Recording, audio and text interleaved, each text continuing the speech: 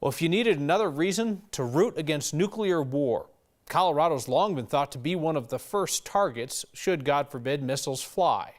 There are a number of military facilities, but specifically, they're the nuclear weapons silos underground in northern Colorado and neighboring states.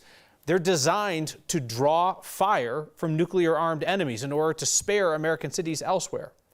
Well, Marshall Zellinger had the chance to talk to somebody who knows Vladimir Putin and Russia well, talk about how much of the nuclear threat to Colorado is a relic of the Cold War and how much is a real concern. Dr. Fiona Hill is a Russia expert who's worked for 3 presidents, and she's in town speaking at a few colleges.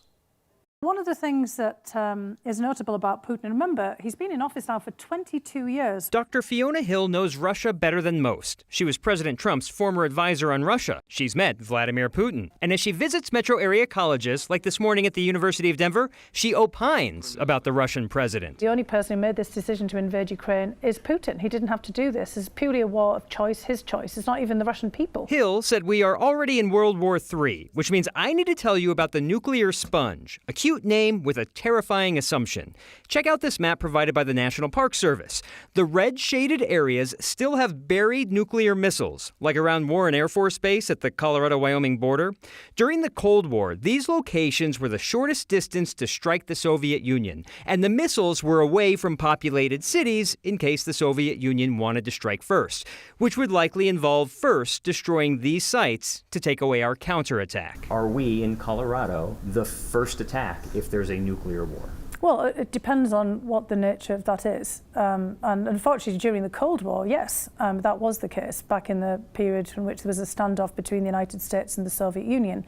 I mean, there are many places like Colorado with Air Force bases, with nuclear missiles, with radar stations, which you have, here just outside of Denver. The point of contemplating this and thinking about it is not for people to feel scared and intimidated, but is to inspect what's happening here, to understand why Putin is doing this. I mean, basically, this is a sign of weakness. He wants to have us engage with him and actually to, in a way, negotiate away Ukraine.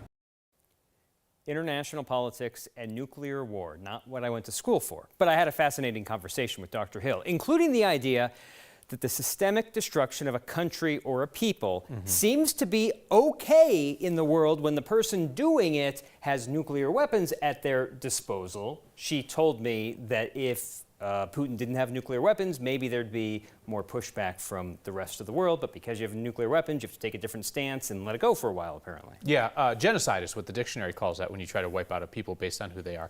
It is interesting, though, to hear that, like, the Cold War lessons that folks' parents here in Colorado were told, might not apply. The old, don't worry about ducking and covering because you're glass. Yeah, we've heard this from Lawrence, from our director Lawrence, who said in school, it's like, he lived near Nebraska, where it's like, we don't even learn that, because if something's going to happen, you don't have to duck and cover. You're not going to have to worry about anything. And that's an awful thing to think about.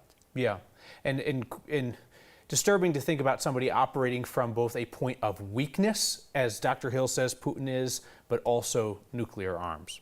Marshall, thank you.